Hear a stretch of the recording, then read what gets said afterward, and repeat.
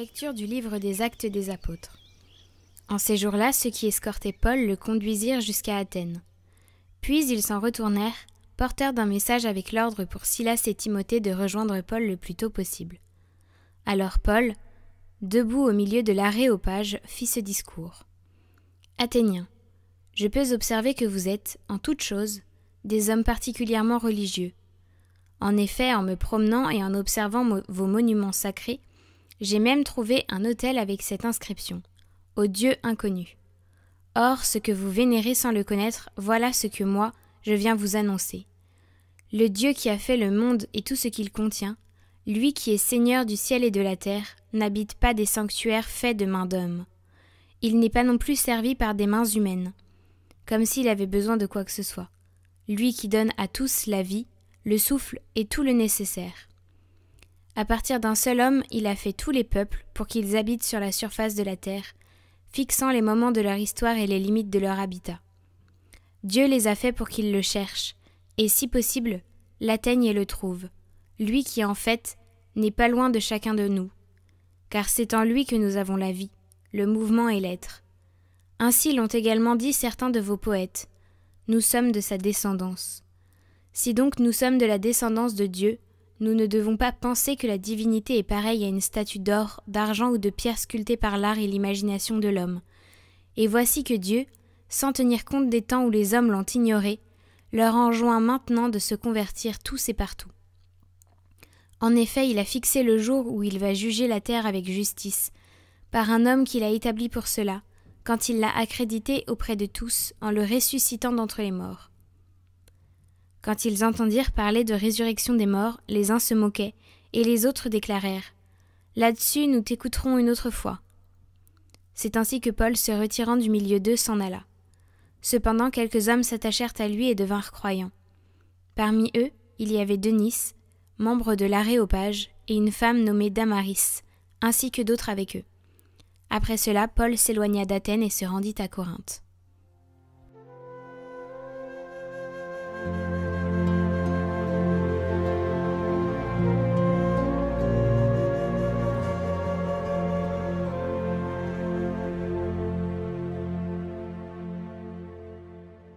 Le ciel et la terre sont remplis de ta gloire. Louez le Seigneur du haut des cieux, louez-le dans les hauteurs. Vous, tous ces anges, louez-le. Louez-le tous les univers.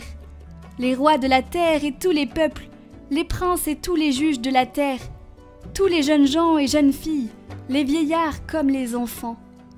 Qu'ils louent le nom du Seigneur, le seul au-dessus de tout nom. Sur le ciel et sur la terre, sa splendeur, louange de tous ses fidèles.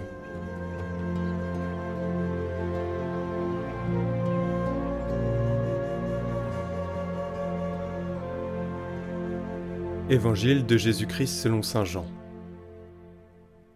En ce temps-là, Jésus disait à ses disciples : « J'ai encore beaucoup de choses à vous dire, mais pour l'instant, vous ne pouvez pas les porter. Quand il viendra, lui, l'Esprit de vérité, il vous conduira dans la vérité tout entière. En effet, ce qu'il dira ne viendra pas de lui-même, mais ce qu'il aura entendu, il le dira. Et ce qui va venir, il vous le fera connaître. Lui me glorifiera, car il recevra ce qui vient de moi pour vous le faire connaître. Tout ce que possède le Père est à moi. Voilà pourquoi je vous ai dit : l'Esprit reçoit ce qui vient de moi pour vous le faire connaître.